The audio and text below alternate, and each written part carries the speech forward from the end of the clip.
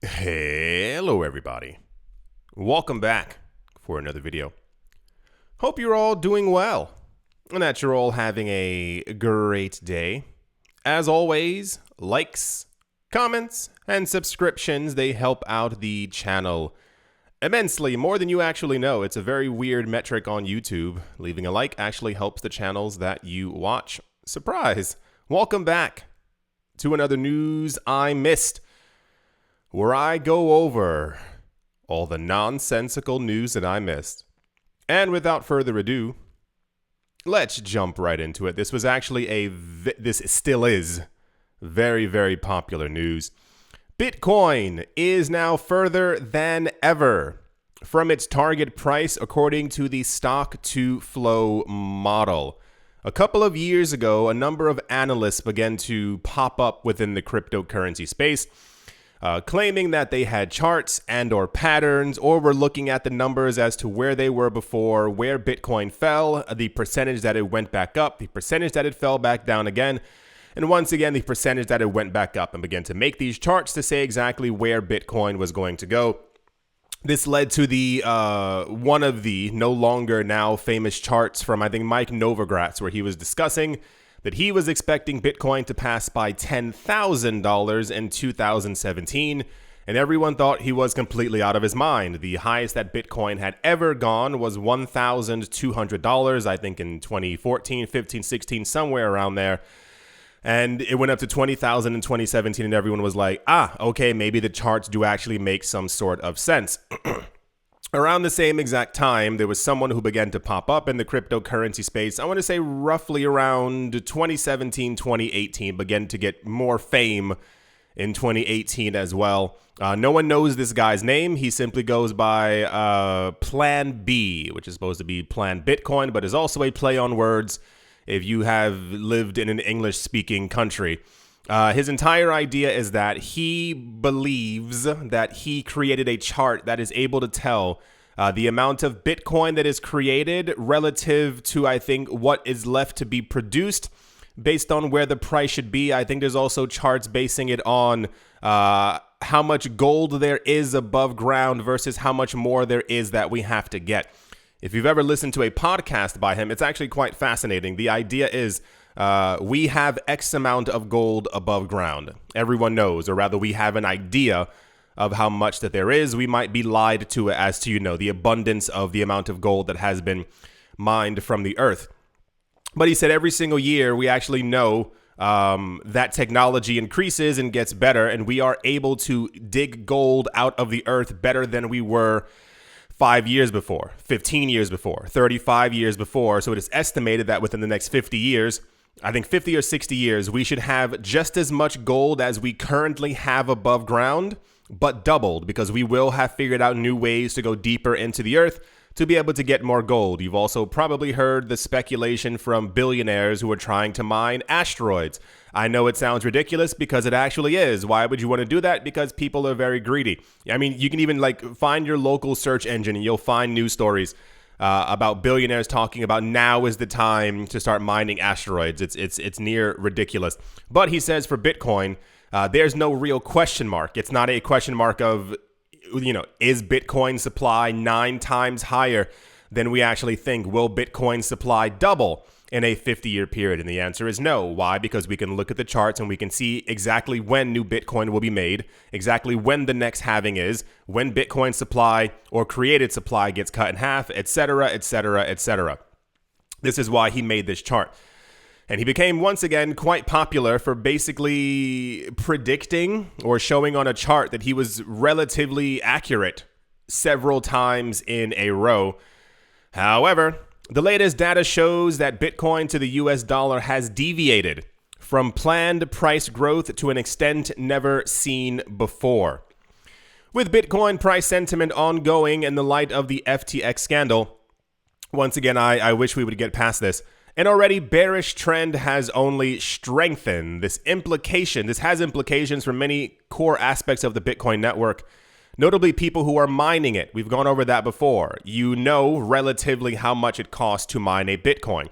If the cost of mining a Bitcoin is $15,000 for you, but Bitcoin's price is at $12,000, you are losing $3,000 every time you create a Bitcoin.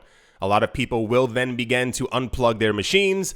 This causes a problem for network security, and it begins to cascade out of control. It says, but some of its better known metrics are already feeling the heat. Among them is stocks to flow, which is seeing its price forecast come under increasing strain and criticism. So here's the news right here. And I forgot what the phrase is in English. It's something like, they love you, then you hate you. Then they hate you. Like, it's not as simple as that, but it's something along the lines of like, when you're standing on top of the mountain, everyone loves you. But when you come down to where they are, they can't stand you. I don't know what the exact phrase is. Doesn't really matter. You get the idea. This guy was basically a pseudo-anonymous celebrity within the cryptocurrency space. Why? Because his chart was nearly accurately predicting exactly where Bitcoin was going to go. However, and keep this time frame in mind, over the last 2 years, his charts haven't been very accurate. Why, you might ask? We're going to go over that in a second, because a lot of people, once again, no one is a psychic in this space. No one knows for certain where any price is going to go. This is why, one, I told you to watch out for channels who are telling you that you are definitely going to see X price on X date. It doesn't make any sense unless they are a hyper market manipulator. I would also stay away from them because they probably are going to get in trouble at some point. And just B, a lot of these charts are kind of predictions on the current trend that we have. So if you see a chart appearing in 2016, 2017, it's based off of the information that we've seen before. Bitcoin has only been around for 14 years, only. And even back then, Bitcoin was around, what was that, 7, 8, 9, 10 years? Or something relatively around that number. Even when you look at charts for the stock market, and I would dare even more so say the American stock market, it's been around for, I think, 150, 200 something years. There's a lot of data for all of that. But those charts are also usually incorrect because you can't tell when a weird event is going to happen, when something life-changing for the planet actually ends up taking place. And I think people in stocks tend to take more of that stuff into account. But I think there's a huge level of impatience within the cryptocurrency space because we see things moving so much quicker. We don't tend to have 8 to 9 year to 10 year cycles like the stock market has. For those of you who don't know, historically, if you look at the chartly, every 8, 9 to 10 years, there's a stock market crash. There's a collapse, there's a fall, there's an anomaly, something ends up happening, stocks ends up collapsing. About a year later, stocks begin to move back up. And you know that over the next 7 to 8 to 9 years, prices will be okay. They'll continue going up unless there's some type of a weird event. And then 10 years down the line, there's another stock market crash. It's just how it happens. We haven't even been around long enough for 2 stock market crashes. Bitcoin started at the last stock market crash, and we are currently going through our second one, if you want to say even first one, right now. I think by the time that Bitcoin has been around for like 30 to 35 years, we'll have a lot more accurate know-how and say as to where Bitcoin could be going. But this is so bringing it back, a lot of people are very angry with this guy. This guy never guaranteed a price. This guy never said, when Bitcoin goes to X price, I'm going to buy you all a Mazda Miata or something like that. But everyone is, I see his stuff sometimes on Twitter, like not all the time. Sometimes I breeze by it because a lot of the stuff he says sometimes is very Bitcoin maxi sometimes. But yeah, it's not that terrible. It's just simply a chart indicating where prices could potentially go. But, people aren't happy with that. Enjoying great popularity until Bitcoin's last all-time high in November 2021. The model uses block subsidy halving events as the central element in plotting exponential price growth through the years. We've seen that every 4 years, Bitcoin has a halving. And historically, we see as we are nearing the actual halving, Bitcoin's price is kind of up, if you will. It's not at the new all-time high, but it has gone up significantly.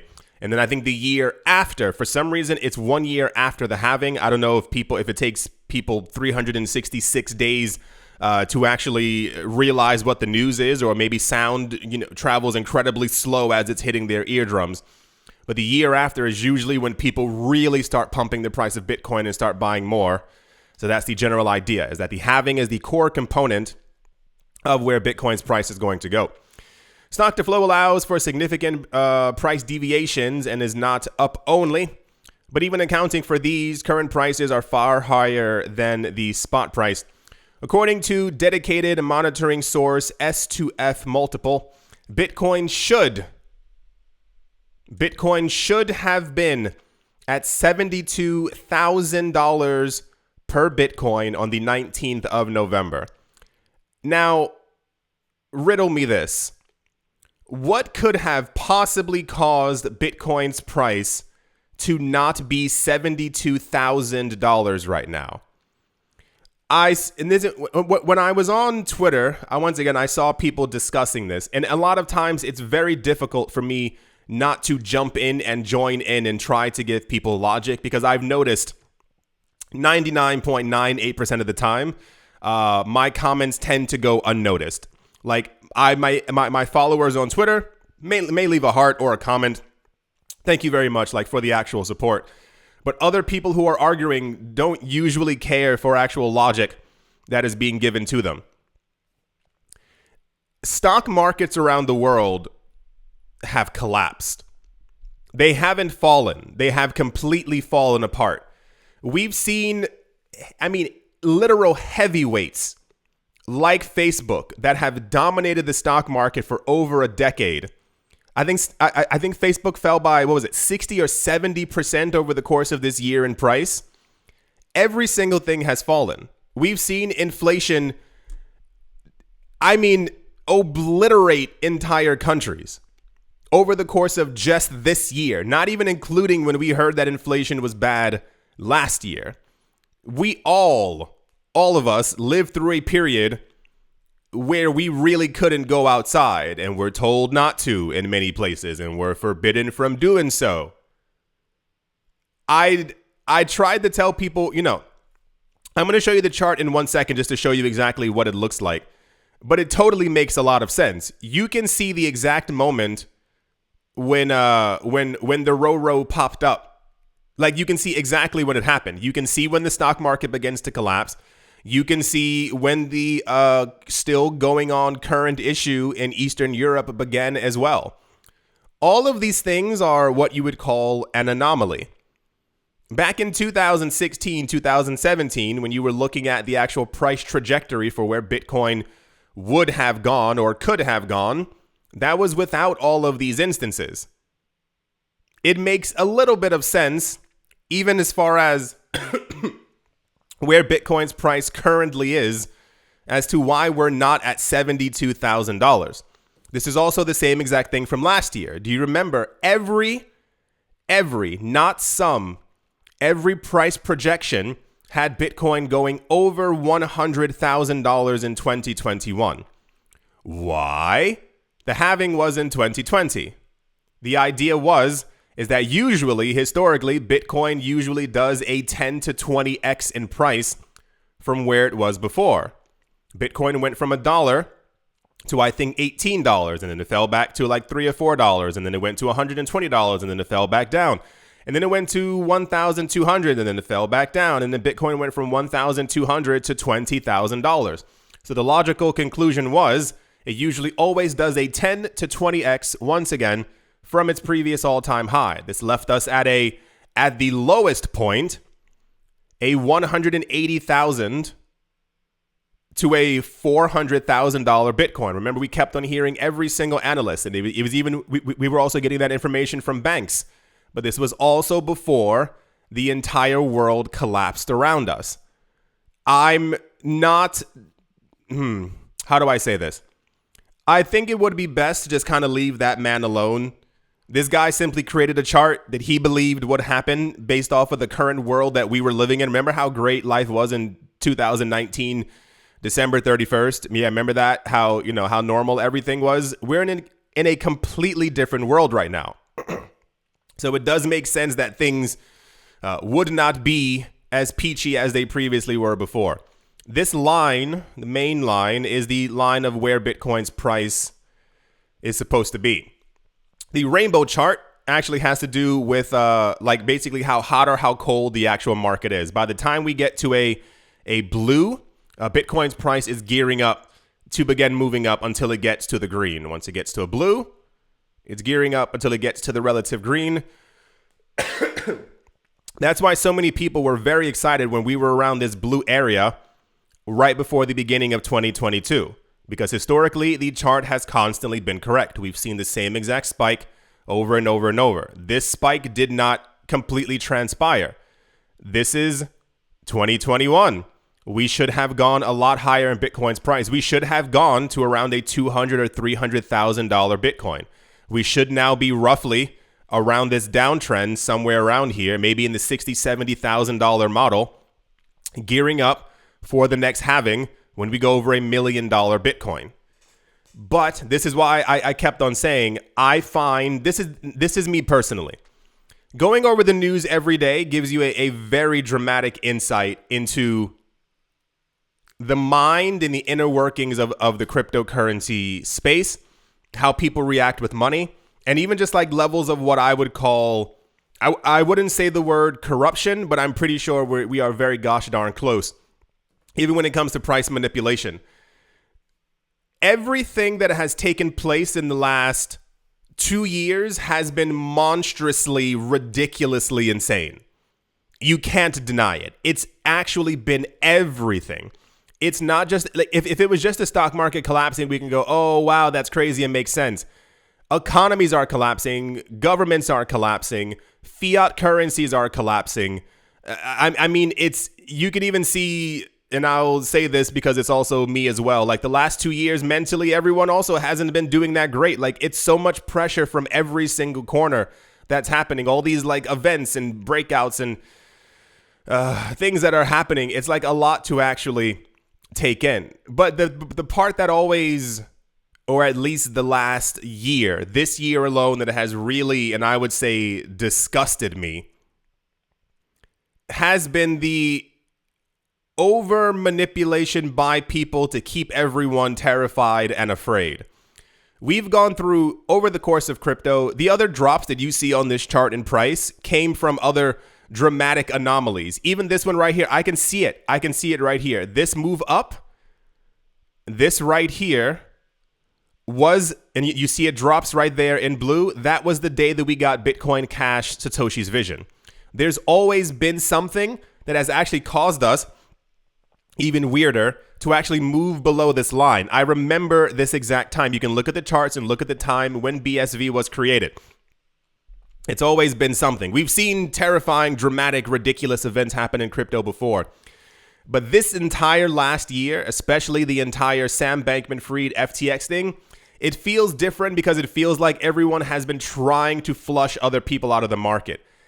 Think back on this year. This has been, as far as like, if you want to give it institutional rich people adoption, this has been out of control. And I told you earlier this year when we started getting all this news, this is not A, financial advice. It's more of B, pay attention to what people are telling you to do with your crypto. How many times have you seen this year people telling you prices are going to go lower, it's time for you to sell, get out of the market? And when you do sell and prices do go lower, we have whale news. Whales bought up the dip. Bitcoin's price is back up by 16% this Monday, and whales bought all the tokens that everyone sold. You are then left with less crypto than you had before, and you have to buy back at a higher price than you did before. It discourages people from getting into the market or wanting to even stay inside of the market.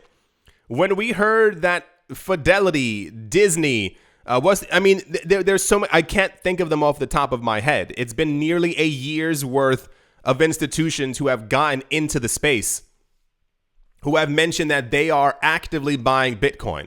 We heard news that they are mining Bitcoin. Do you think it's like a hobby for them? Do you think that they're thinking that Bitcoin might potentially at some point go to 100K and then they're like, oh, that'd be cool for the business. I would love to have 100K Bitcoin. They're trying everything that they can to flush as many people out of the market as possible.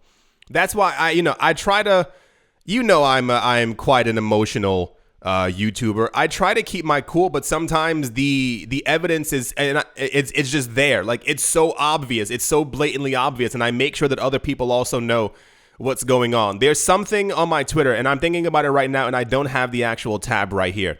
I just posted it on Twitter. It's a photo. Someone wrote an article, and these articles are beginning to pop up everywhere. The articles are popping up saying, and this one in particular said, it's time for banks. It's time for banks. It is time for banks to take over the cryptocurrency industry.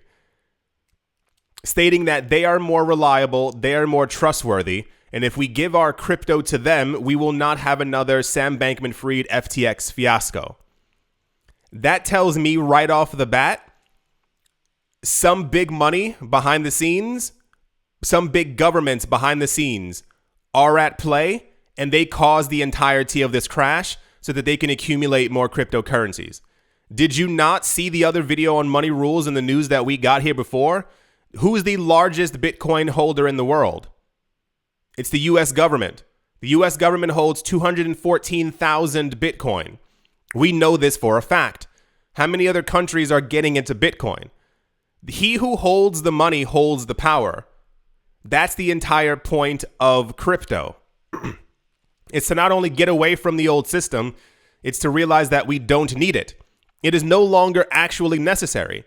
Even more so, if you don't feel the need or the desire to transact in a currency like Bitcoin that has a fluctuating value, we have stable coins. We have found a way to get away from the old system and live simply within our ecosystem. I've shown you videos before. It was even a video 2 years ago that I made.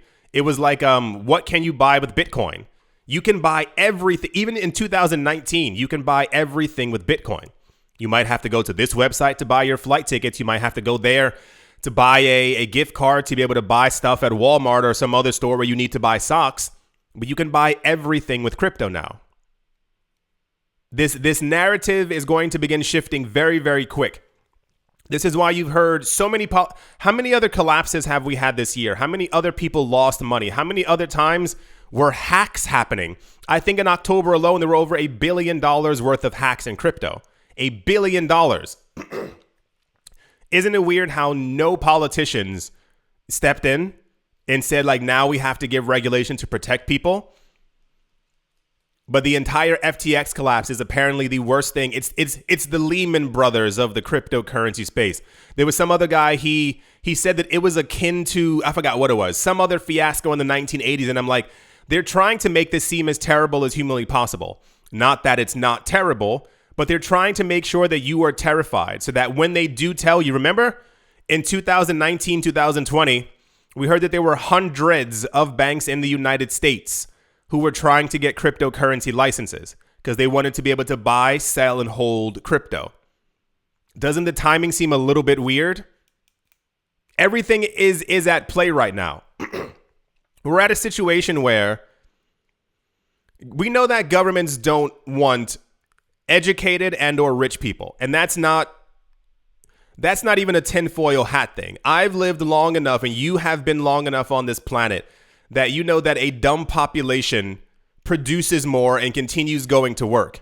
The more educated you are and you realize exactly what's going on, what the monetary system actually is, how life actually is, and that you are meant to work until you are basically 70 something. Your bones are brittle and they hurt.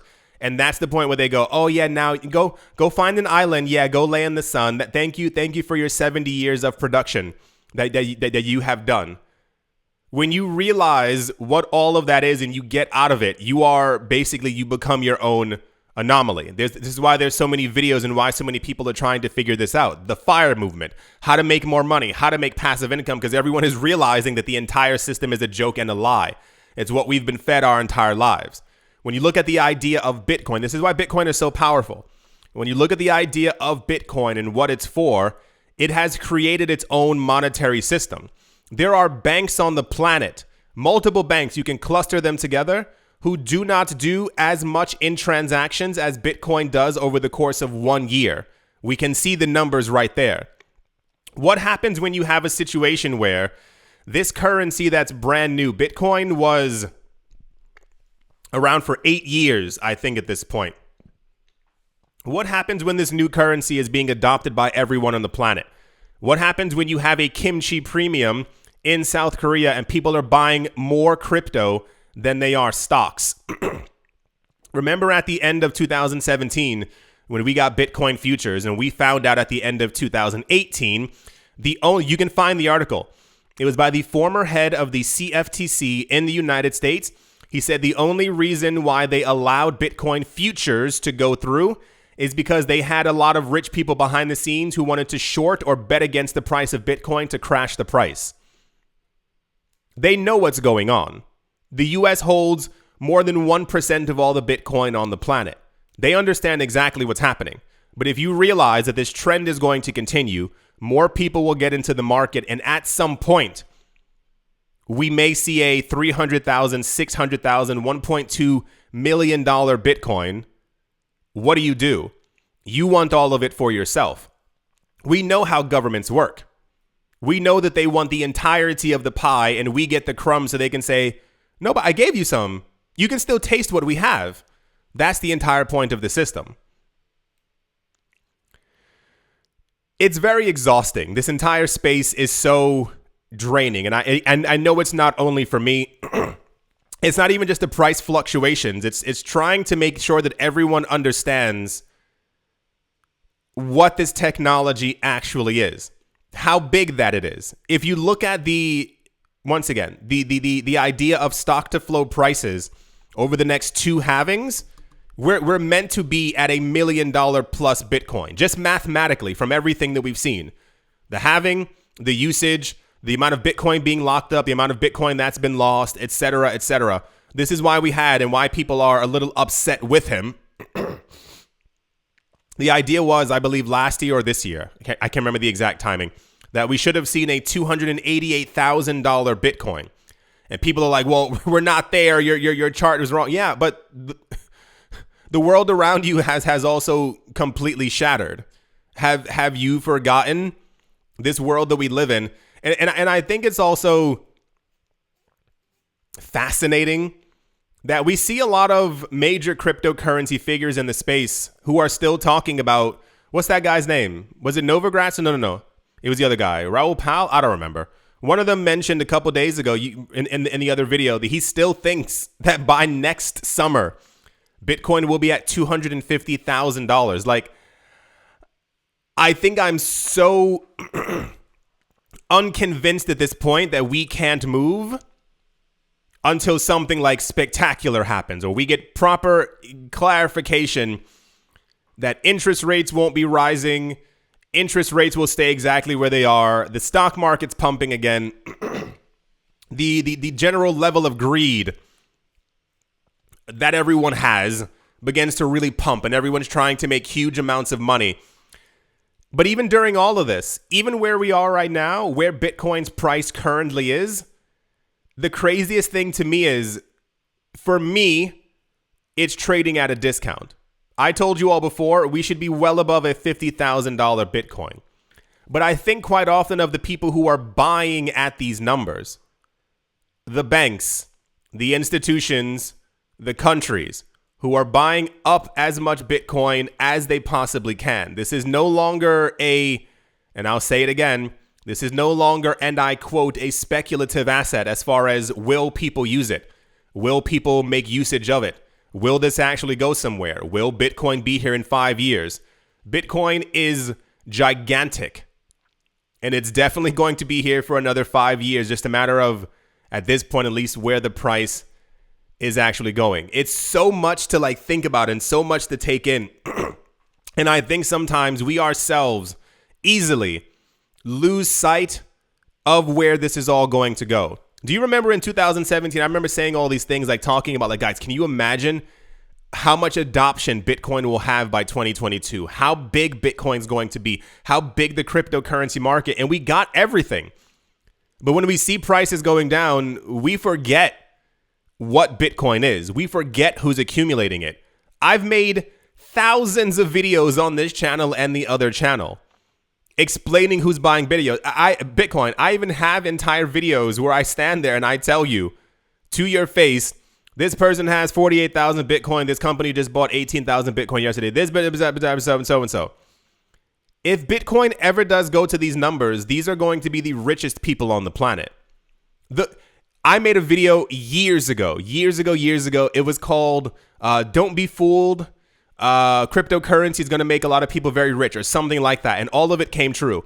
Every single portion of it. We keep hearing about how rich these people are, and all the rich people, all the banks are now getting into it. Like it's not random that you hear that Ripple's now partnering with all these banks around the world. That's not, they understand what's going on and they're trying to also get their slice of the pie. It's so insane. Bitcoin should be easily above $40,000. So many of the things that even happened this year, and I'm taking into account the stock market crash as well. I don't explicitly believe that the housing price crash should have really had anything, as housing prices are falling now, should have had anything to do with Bitcoin. A lot of the DeFi platforms that we heard that collapsed this year didn't have anything to do with Bitcoin.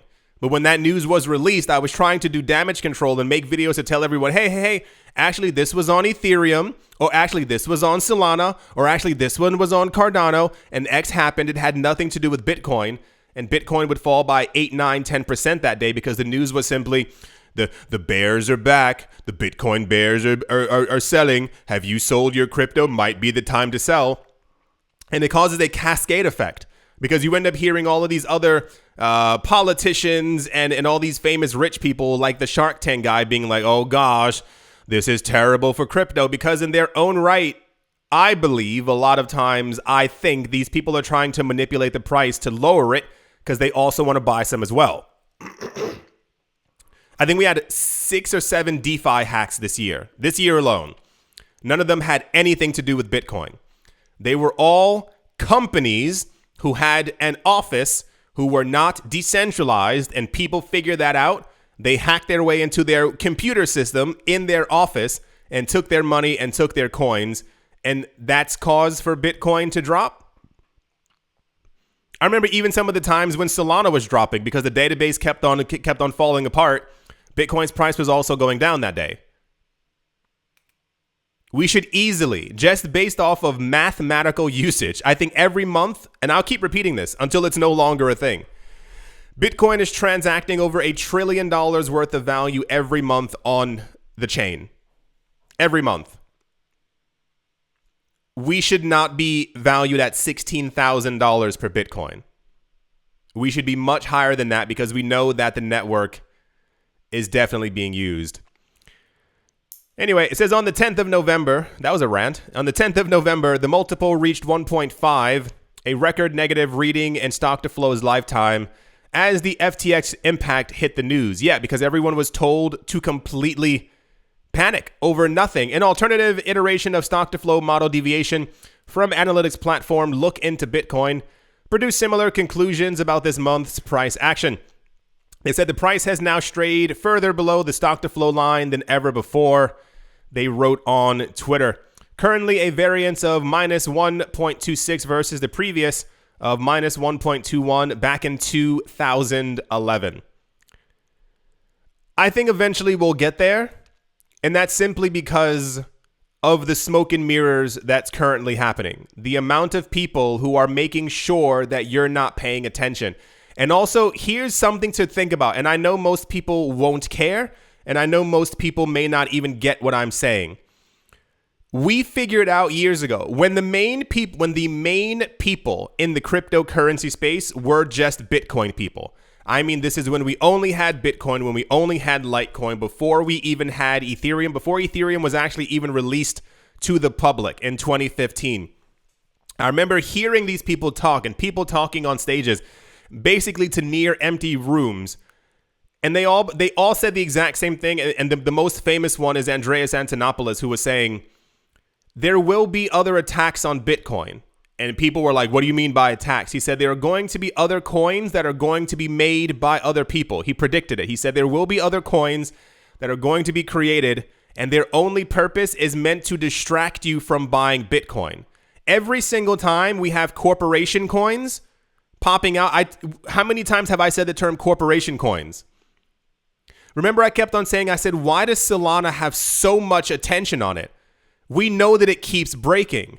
And for those of you who missed that video, we got news that Sam Bankman-Fried and FTX were the largest holders of Solana. They were the institution that I was looking for. It was an institution coin. How many other coins have popped up over the last couple of years constantly? And you are told, this is the new Bitcoin. This is the new greatest thing. This is the new so-and-so. Look at what it has. Look at how much better and cooler and faster it is than Bitcoin. And people buy it. People love it. This is the greatest coin in the entire world. The coin ends up collapsing. And then you wasted 3 to 4 years not paying attention to Bitcoin or accumulating Bitcoin. The fact that there are people out there right now who are in the cryptocurrency space who don't even hold 0.01 Bitcoin is the craziest thing on the entire planet to me. At the moment, I think it's $160 to secure that you have some Bitcoin. It's 1 million Satoshis. These stock to flow models and all the other people every single person who's made a chart, they say if we keep going at the same price trend and prices keep going up after the halving and keeps going on, I think by 2038 it's expected that the dollar will have reached 1 Satoshi parity. That means this is the easiest thing of your life, to put in $160 to basically say in the future you'll have 1 million from it. I don't understand how you could be in this market and not hold even a fraction of the largest coin. It doesn't make any sense, especially when people here have poured thousands and thousands of their hard-earned money, your literal blood, sweat, and tears, into scams. But you won't put $160 into the number one coin, the coin that has remained number one for 14 years, that is transacting trillions of dollars. It doesn't make any sense. I don't understand people in the space. I understand the need for greed, and even more so for speed, if you want to throw that word in there. I know that altcoins produce much larger returns. I get that. I've told all of you before, there have been certain months where you see that Bitcoin has gone up by 18%, and there's an altcoin that has gone up by 340% because it has less liquidity. It's a lot easier to push around and to push up. And you didn't take $160 from that and buy fractions of Bitcoin. It's the weirdest thing. If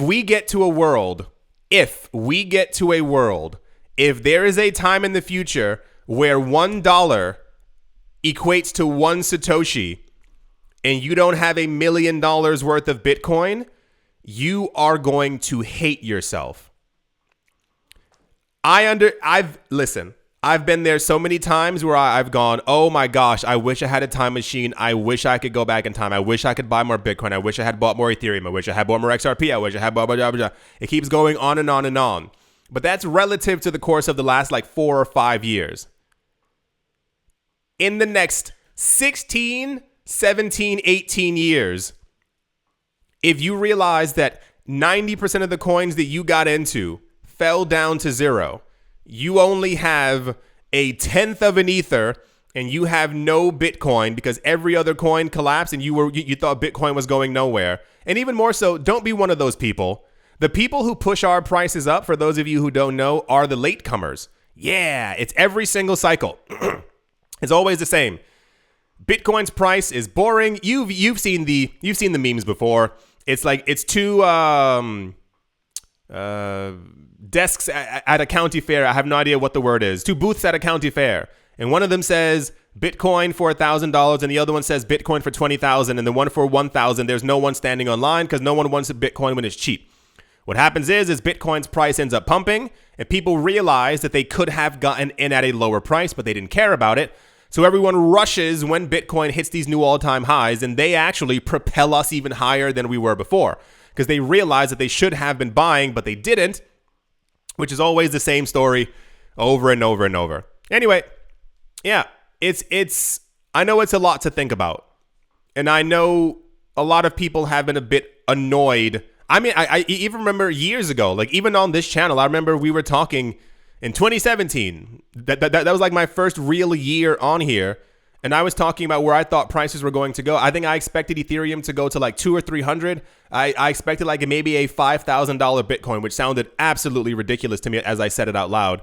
And even for XRP, I was like, I think XRP is going to go to $1. And then this is when we were talking about, remember those two guys who were running that EOS podcast? It's long gone now. When EOS was first introduced, there were these two guys who were running a podcast, and they had a bet with each other that by the end of the year that EOS was going to go to $1,000. And I was like, can EOS hit $1,000? And at the end of the year, when EOS did not hit $1,000, people were like, TMI, you lied to all of us.